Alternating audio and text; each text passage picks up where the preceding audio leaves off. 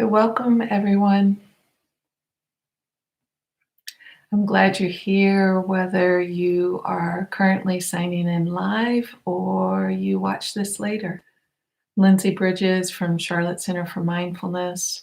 And at Charlotte Center for Mindfulness, we are trying to make as many offerings available online during this very challenging period. So we're grateful that you are practicing with us and sharing in these resources of mindfulness. So we will start in just a moment with about a 25-minute sitting meditation. This will be partially guided. And then we have a sharing, a teaching mindfulness sharing that I will offer afterwards. If you would like to join in a Zoom room discussion group, we would love to have you.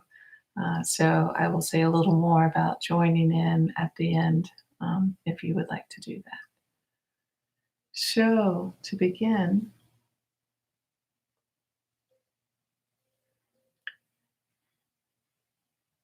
for today's practice, really going to explore the quality of curiosity.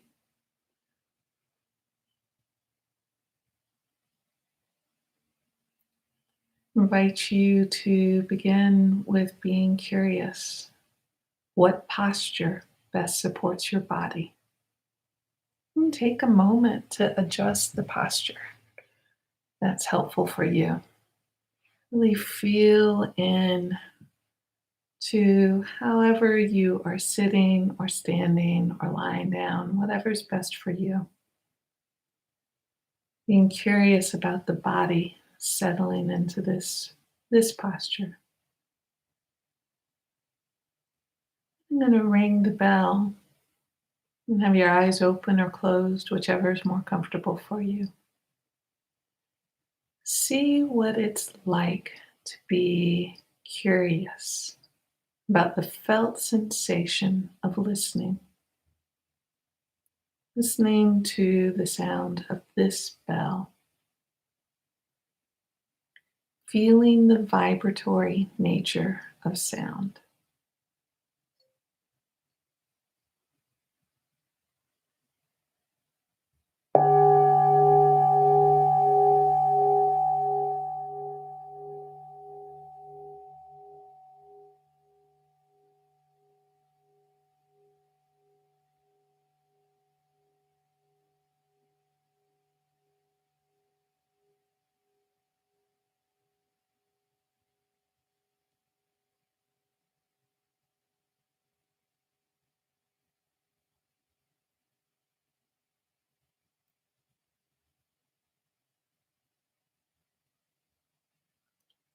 I'm going to ring the bell again.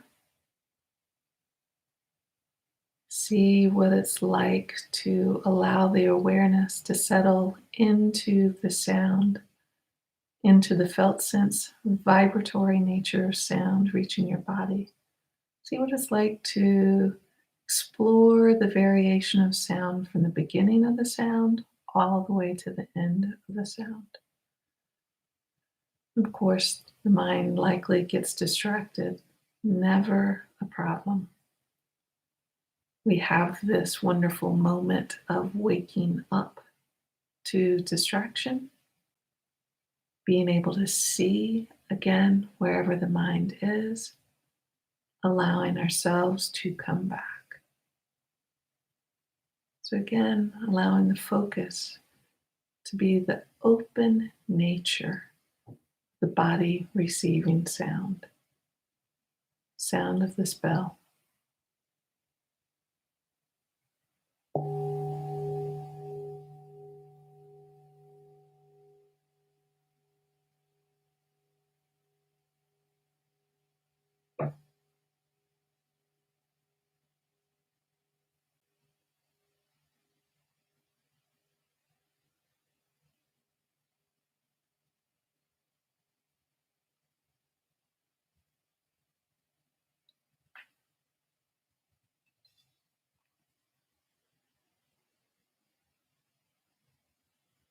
With listening to the sound of the bell, you may have noticed there's nothing you need to do to make the sound waves interact with your body. This process just happens. The awareness is awakening, waking up to what's already here. So, in that same way, would you simply open the sense door of hearing to the bell? Really curious about all the sounds that are present for you right now, even the sound of my voice.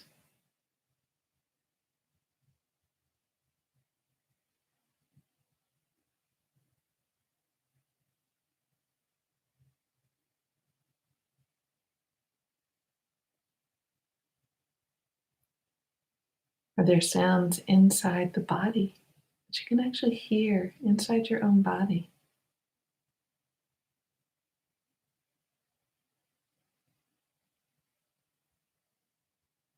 Sounds in the room,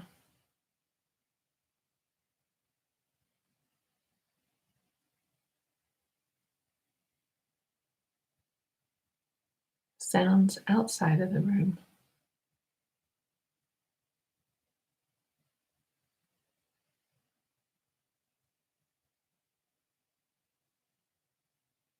Noticing as you're exploring this ever changing sound landscape, if the mind gets hooked or triggered by any sound, it goes into some sort of habit storytelling about the sound, or habit judging, liking, disliking. Oh, I wish that sound would go away. Or why aren't the birds now singing when I want to listen? Any kind of stories the mind can tell. What is it like to notice that shift into thinking? No matter what it is that you're thinking, it's just simply a shift into thinking, and come back to the pure awareness of sound.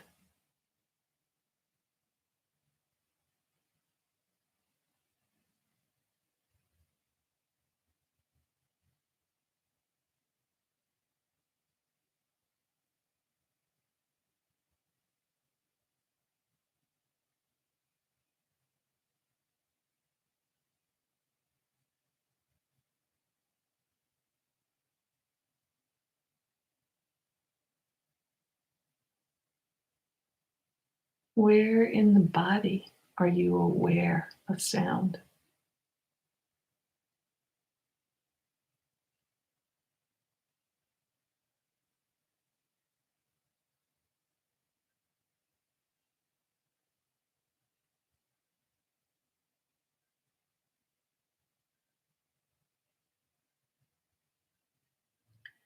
Then, in that same way that we simply open and observe sound waves reaching the body, begin to shift that observation to how the body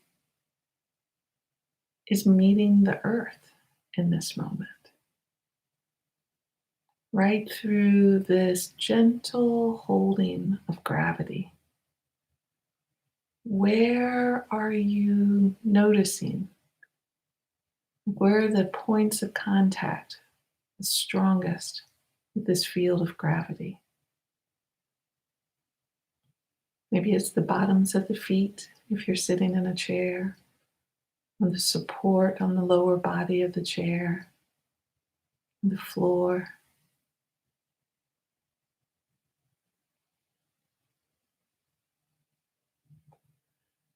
Again, I invite you to explore with curiosity. What do these points of contact feel like? Nothing you need to do to make them happen. Simply opening the awareness to these spots. Can you feel the different gradients of contact? different degrees of pressure. What's the sensation of weight like in your body, knowing this is gravity?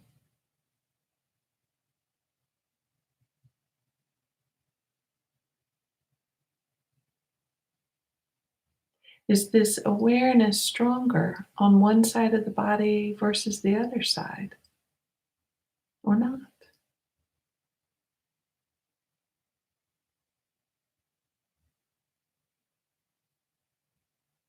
So there are the obvious points of contact, of gravity. What about the less obvious?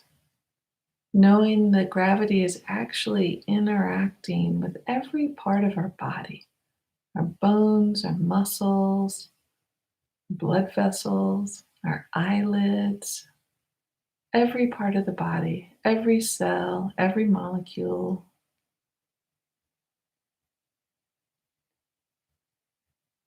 What are the more subtle ways in the body that you're aware of connection with the earth?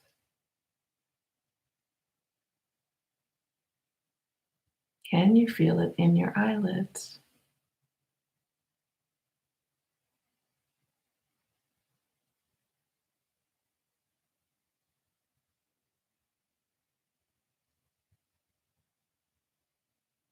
Can you feel it in your shoulders?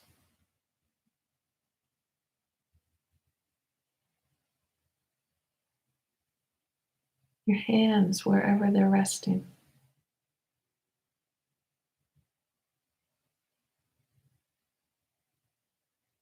Again, is there a sensitivity that's stronger on one side of the body in this moment compared to the other side of the body? Curious about, is there a habit of scanning one side of the body versus the other side of the body?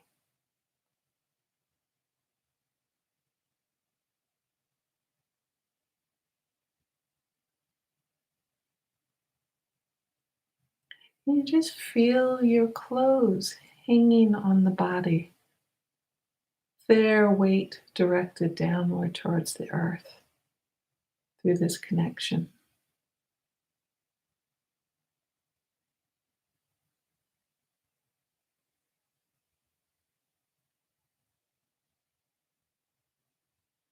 Where is the sensation of contact with clothes the strongest?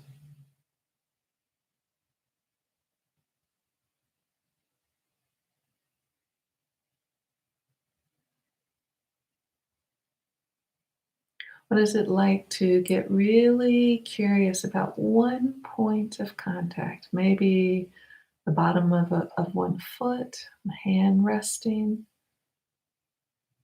the warmth of a sweater against your shoulders. Pick one point of contact and then explore the boundary, the edge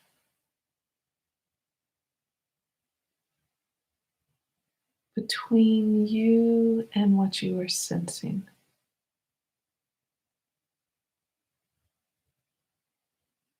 Is there a clear line where you know you end and something else begins? Or is it a little fuzzy, not so clear?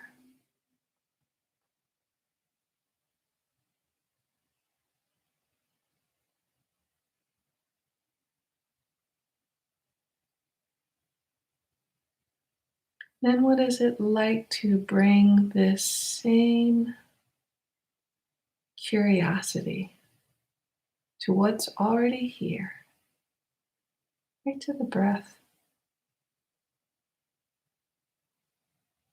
The body has been breathing this whole time, actually, from the first breath you ever took, all the way to the last breath we will all take. It just does this in and out. There's this remarkable faithfulness to life wired into us, an intrinsic part of this being. Breath knows how to move in and out.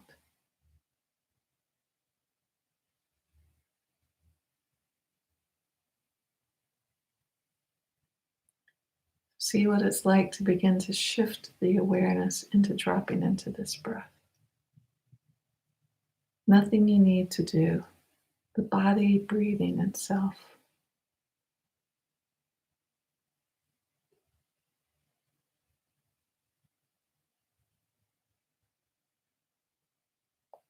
So, invoking the curiosity, where is the sensation of breath the strongest for you? Where are you aware of that movement, that rhythm of life?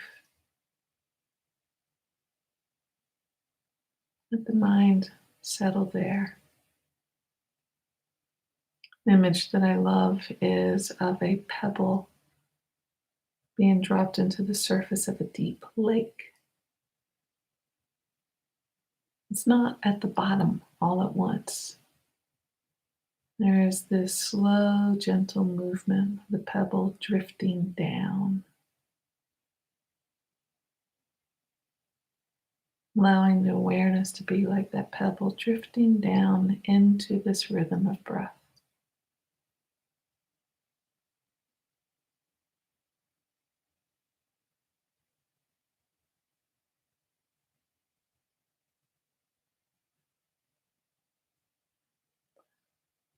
And of course, for us, it's not always drifting into the awareness of the breath. Sometimes it's popping back up in distractions here and there and everywhere. Be curious about anything that arises. Curiosity is your friend. Be curious about that moment when you wake back up to any distraction. Curious about what carried your mind away. Not getting caught up in it, but seeing it for whatever habit reactivity it might be. Some sort of acknowledgement of that.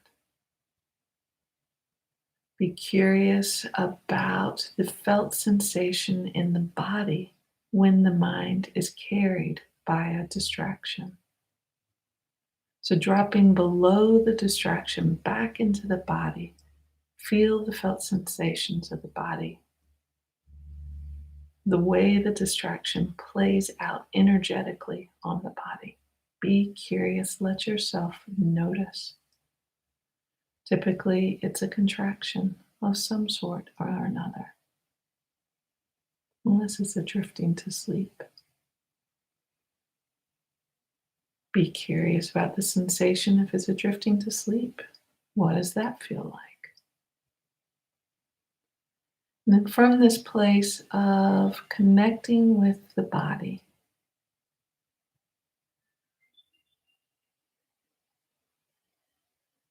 allow the breath to begin to become alive in awareness again. Slowly letting the awareness come back to the breath in its own time, using that anchor, body and breath, to bring you back. Do this as often as you need. There is no such thing as a mind too distracted. The distractions are really strong and loud. That just means that's the energy in the body that needs to be met. They sort of determined and tender curiosity and care.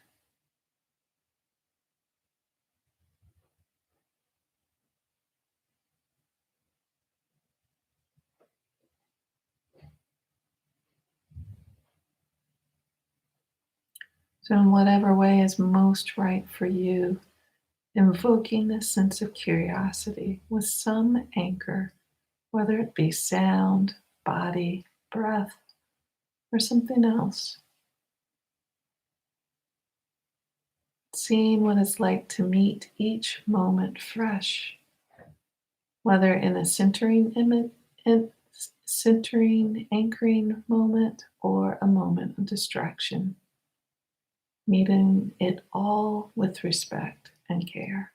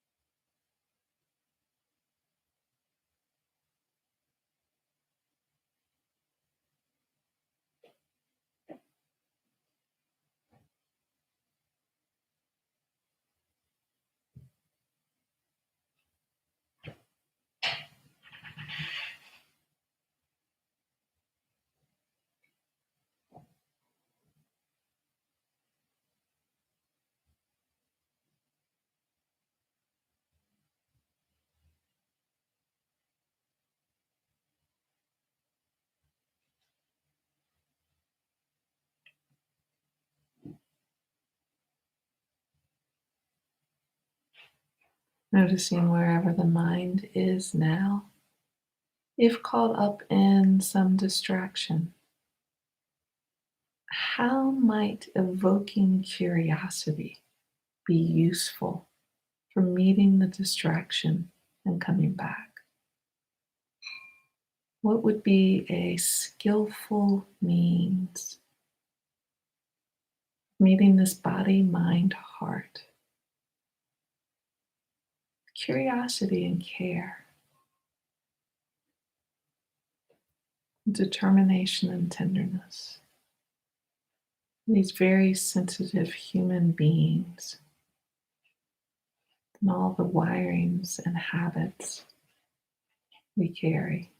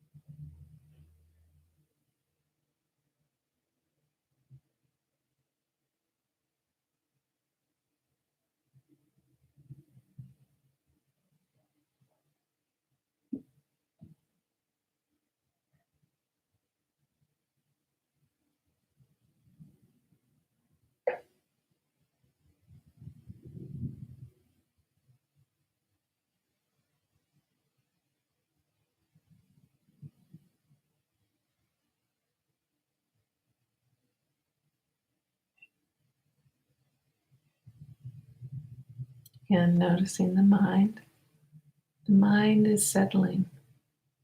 How does curiosity continue to help support that settling? The mind is distracted.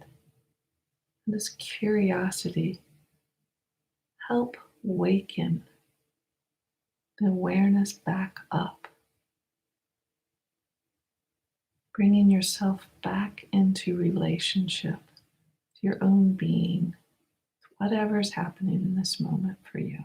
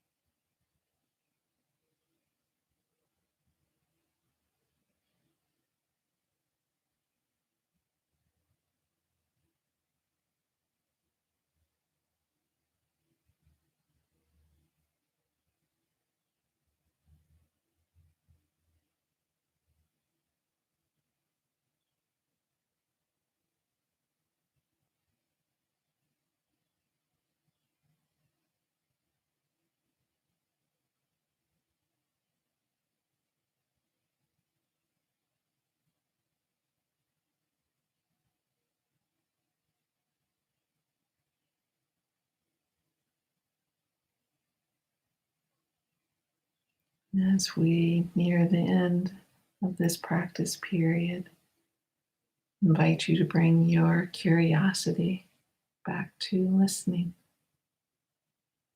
Again, to the sound of the bell, exploring the felt sensation, sound waves, vibratory sound waves reaching the body, seeing what it's like to stay with the sound waves from the beginning to the end of this sound.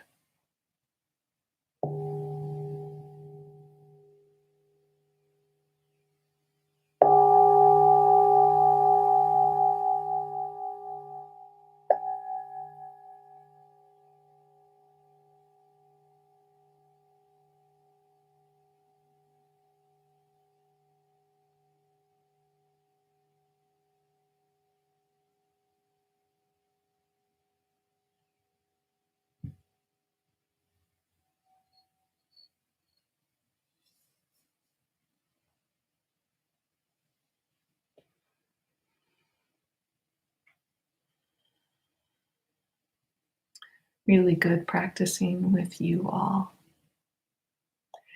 So, before I offer my sharing, I would love to have a chance for us to sort of greet each other and invite you to do this with a gratitude if you like. So, if you want to say something, to say hi, share gratitude, please notice the chat box and feel free to write something in there. I'll say this again, there seems to be a sort of lag time between the time that it takes people to write and the time it shows up on my screen. So if I don't see yours before we move on, know it is there and that we're all sharing this gratitude together. Um, and I'm going to add one too.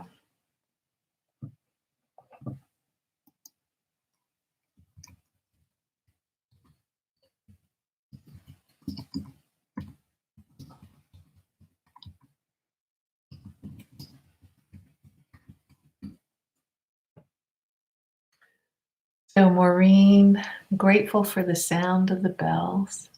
Emily, good morning. I am grateful for the sunshine on my run this morning.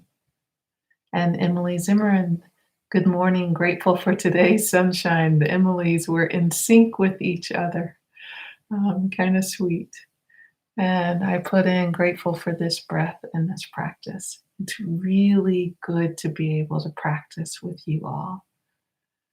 And Paul, grateful for the rain on my lettuce. Gary, so very grateful to be in this virtual community. Diane, hi everyone. I survived my return trip from Europe. I was so glad to hear that you got back. I'm grateful to be able to be with you all.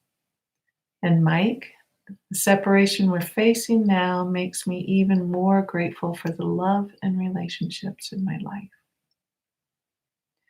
Just notice what it feels like to hear those gratitudes. Gratitude is a strengthening orientation. The survival mind gets trapped down into problem only thinking, fight, flight, freeze. And if we can find some way to pull ourselves out of that trance, break that trance, and reconnect with gratitude, the moment shifts and it feels much different. Okay, so we have a few more. Drew, grateful for my family and friends. George Sawyer, glad you're here. Grateful for my friends. And Clark, good morning, all. Grateful for yet another day and the beauty that spring brings and its daily distractions from the stress we face with the coronavirus. Spring did not get the memo. Thank you, Clark. And I will say, seeing Clark's name up there reminds me last year of my plum tree being so full with abundance of plums. And Clark actually came and shared in some of those plums. As many of you did, I brought them to the group. I am grateful for my plum tree, and has many little plums growing with abundance right now, which is kind of sweet, as does my pear tree for the first time ever.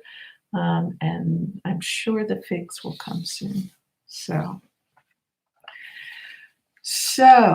I would like to offer a sharing really around exploring with curiosity, this quality of curiosity. Some of us, about 15 of us, are in a small study group, Unwinding Anxiety, using the app Unwinding Anxiety, meeting for 4 Sundays. This has been, we've only had our first meeting so far. It was really sweet to practice. Know we're practicing this together with others. So we'll look for more opportunities like that. If you didn't get on that one and you want to come to another one, we'd love to have you. But with this study group, with the Unwinding Anxiety app, and actually, before I say that, I just want to say this app, if you're not familiar with it, and even if you're not in a study group, just sign up for the app. It's a great way of learning some very practical mindfulness based skills for dealing with anxiety, with stress. Little short 10-minute lessons a day. So, one of the first steps in this app is learning to see when we are hooked, when we are getting triggered, when our anxiety habit loop is getting set off. The trigger leads to our typical behaviors, which in the immediate moment might have some short-term relief, but in the long run, they're compounding the situation, aggravating it, fueling the cycle, driving us deeper into an anxiety vortex, or as I like to say, down the rabbit hole. So with this process, the first step is to catch that we're getting triggered, and then learn how to step back and witness the whole thing. Key in this witnessing process is curiosity, is inviting some wanting to understand and wanting to know what's going on right now for me in a way that actually um, shifts my relationship with the whole cycle. I'm not just diving down the rabbit hole. If I am actually going down the rabbit hole, my eyes are open and I'm learning everything I can about going down there. So, curiosity, key part of this process. And I really like the way Judson Brewer, who is the lead author of this app, and I just happened to see Drew's question. Can you repeat the name of the app? Unwinding Anxiety, and I will write that in the description for later because I'm glad you asked. It's very useful. So Judson Brewer is the lead author on this app, and he says it this way: inviting curiosity allows us to hack into our brain's natural reward system in a way that actually feels good. Love this observation. Curiosity feels intrinsically good. An example that he uses is, say you're at a restaurant, say you're eating a meal you got from carryout, and there's something in it that tastes really good.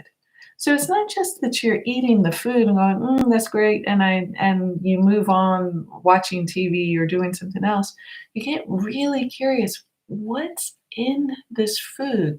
What's the ingredient that's here that's making this flavor so rich?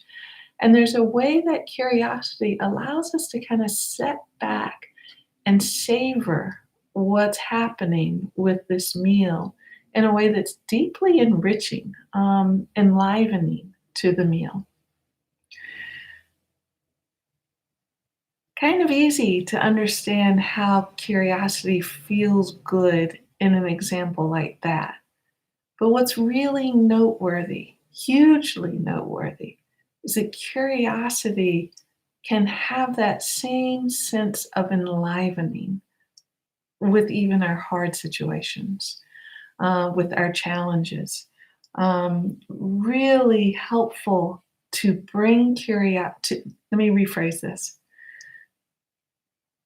To know how to bring curiosity to what is hard and challenge is to know how to offer an act of self-care that feels like relief as we get in, as we learn to practice more and more with this skill.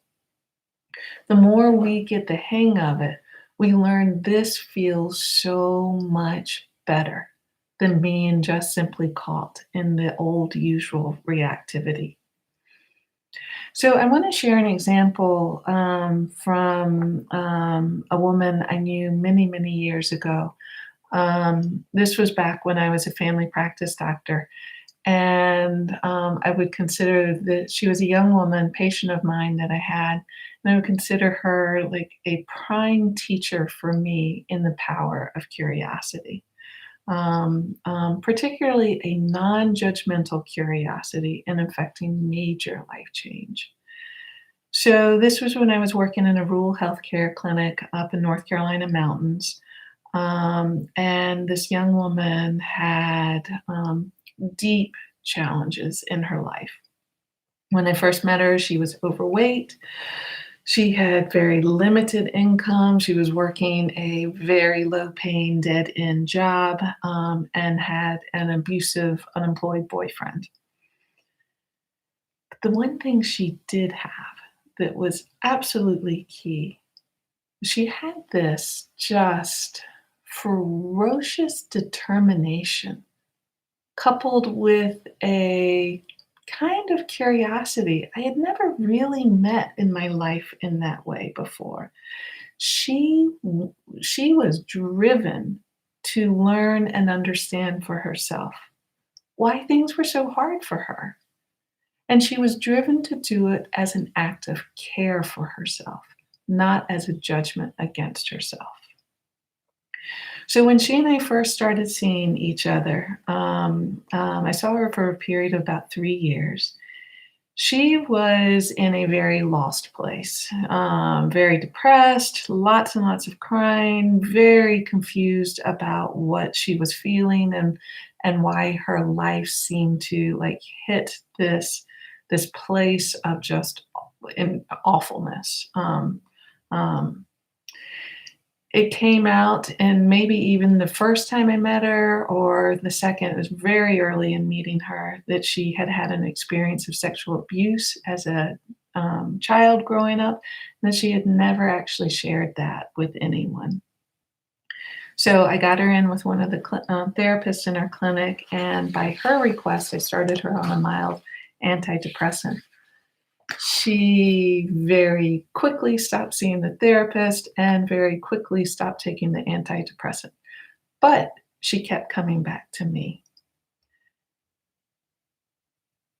Over the 3 years that I saw her often, sometimes every week.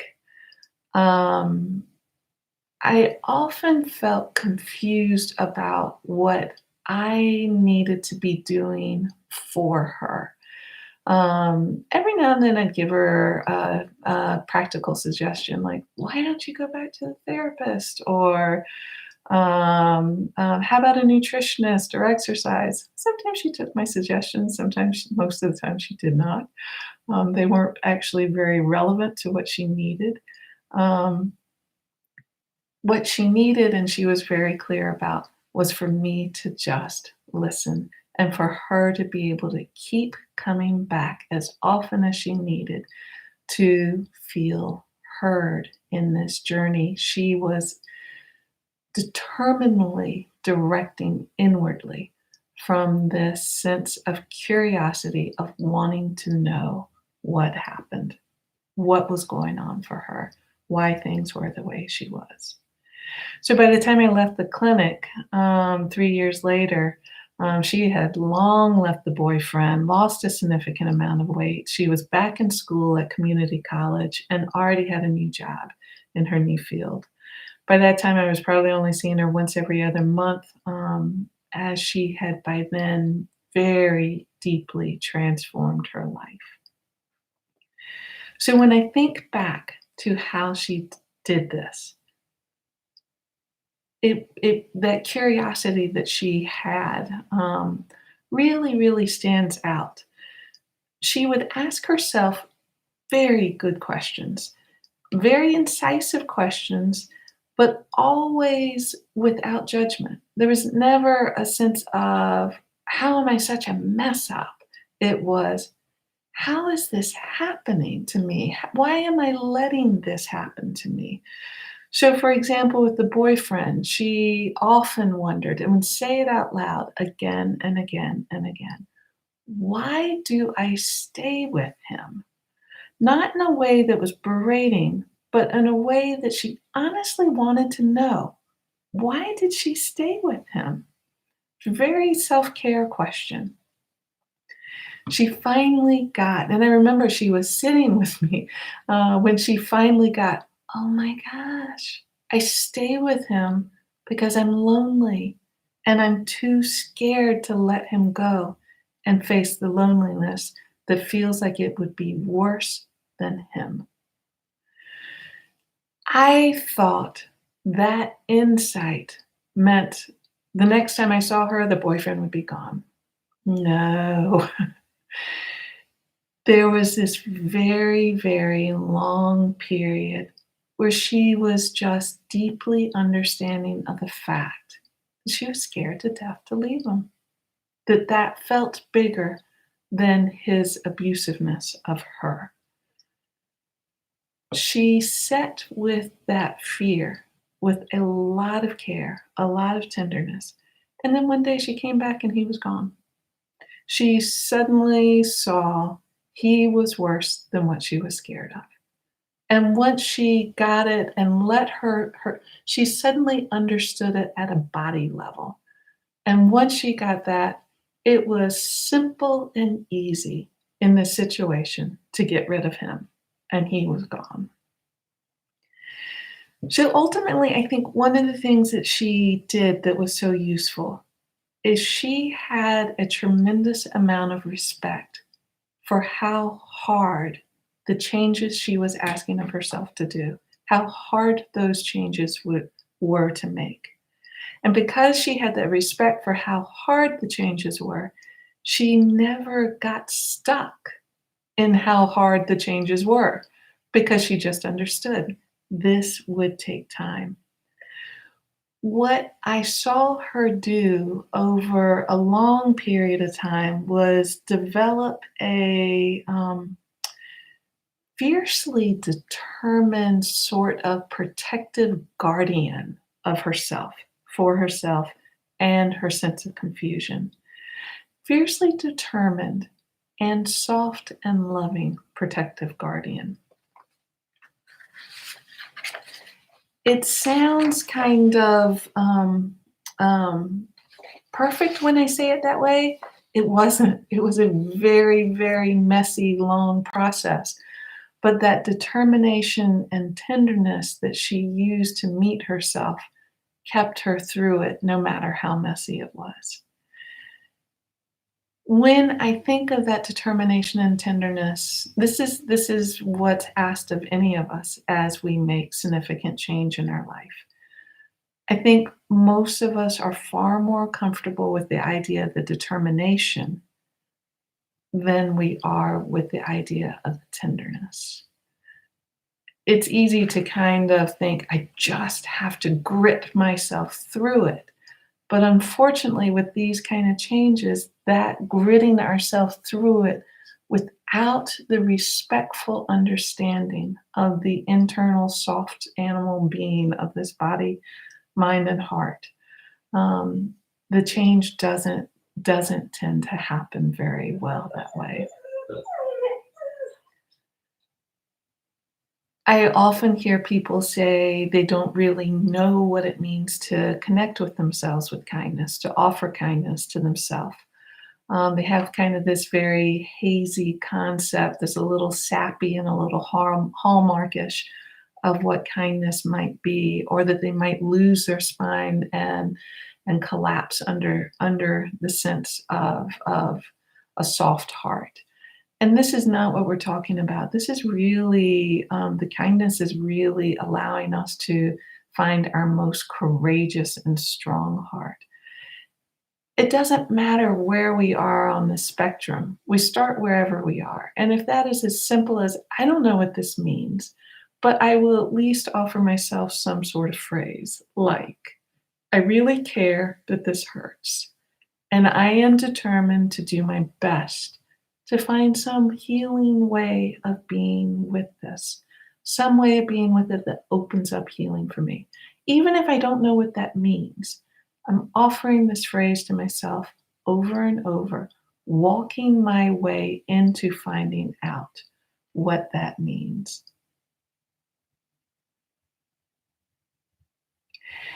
Another thing I want to say is at the time that I saw her, I didn't really think I did that much for her change. Mostly just sat back in awe and witnessed this process that she did.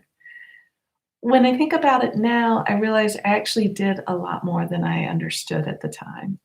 That all and witnessing, that was external mindfulness. I was providing her a safe container where she could connect to her process. I offered listening, deep listening to many people, many patients during that time, but I didn't have anyone make the kind of depth of change I saw her do. So that safe container was the most useful when it was matched with this inner determination, curiosity, and tenderness.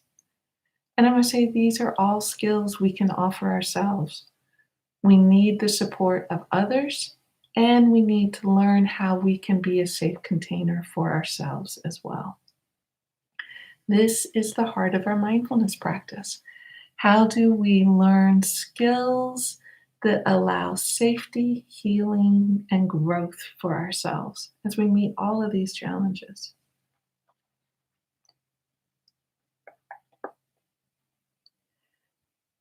Learning these skills not only opens the door for deeper healing, they feel good. So I want to come all the way back to just how Judson Brewer points this out, that it actually feels better to connect with curiosity than to get caught in that reactive whirlwind of contraction. This is our friend guiding our process. So I want to close with a few questions for contemplation for you. If you think about your day to day, what are likely triggers that you can meet during this day? What are the triggers that you're likely to meet during this day for you? And when you do get triggered, what's your habit reactivity takes you down the rabbit hole, that habit loop that's so easy to get stuck in?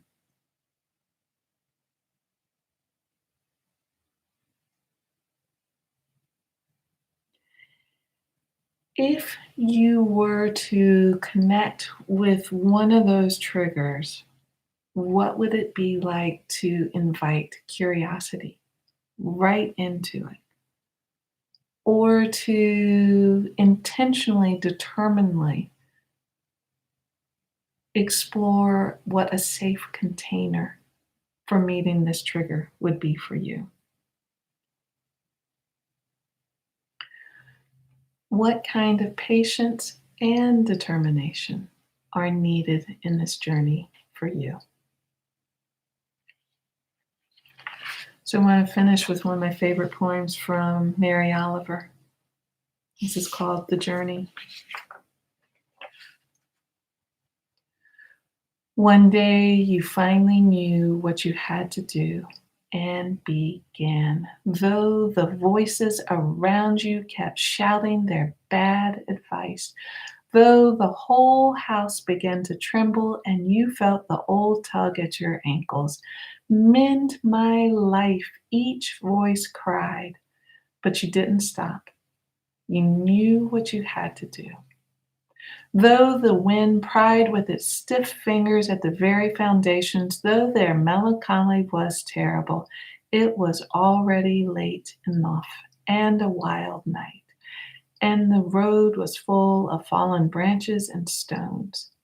But little by little, as you left their voices behind, The stars began to burn through the sheets of clouds, and there was a new voice, which you slowly recognized as your own, that kept you company as you strode deeper and deeper into the world, determined to do the only thing you could do, determined to save the only life you could save. So let's sit for just a minute.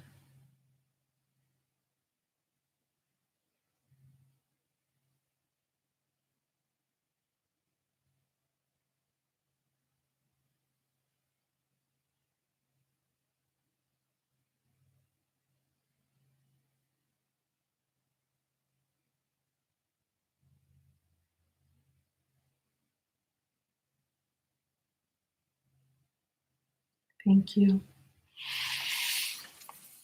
I see another request for the app name. So I'm going to write that in here. Unwinding Anxiety. There you go. Just a couple of quick announcements. We do have some offering every weekday. Monday night at 7, Aaron Less is on our live stream channel. I have the Tuesday evening group, Wednesday morning that y'all are here for. Thursday evening at 5:30, Jude Johnson is here, and Friday morning at 8, I have a short meditation. We only meet live stream for about 15 minutes. That's the same with Aaron's on Thursday night. And I do have a Zoom group afterwards if anyone wants to talk. All of our offerings, these are all freely offered. We feel like anyone that wants to practice with us, we want you to practice. We want to be with you. This is sharing in our mission of sharing mindfulness as a healing resource for our community around us. If you would like to donate financially, we appreciate any contributions. That helps us continue to grow our offerings. The easiest way, probably at the moment, to do it is through the website. And on the welcoming page, there's a donate here button, or there's a donate page. And I know several of you have already donated, and I really just want to say how much we appreciate that. If you are in a situation where the finances are hard for it, know that your presence in practicing mindfulness is a donation for everyone in our community together, and we appreciate wherever you are with that. So let's close with a short closing practice.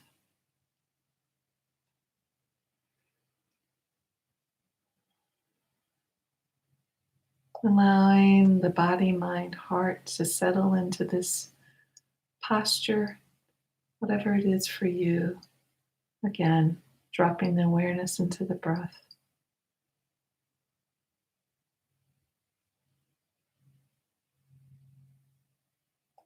Knowing the challenges that are abounding everywhere in our world.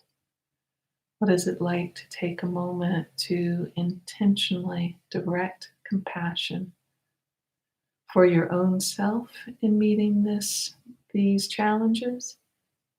And then using that strengthening, that internal strengthening, to send that compassion to everyone, everywhere. May we all be safe and protected. May we all know happiness, peacefulness, calm.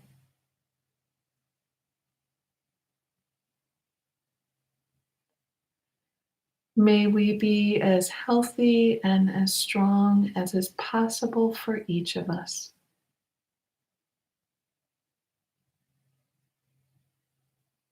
May we care for ourselves and each other with joy and ease.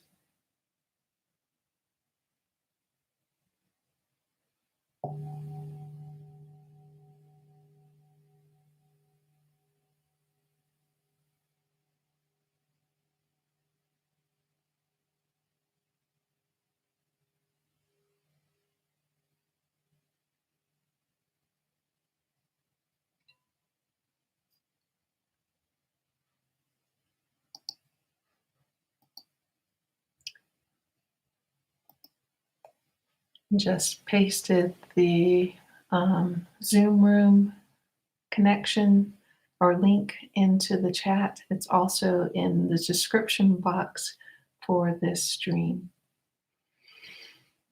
Lovely being with you all and sharing this practice and space together.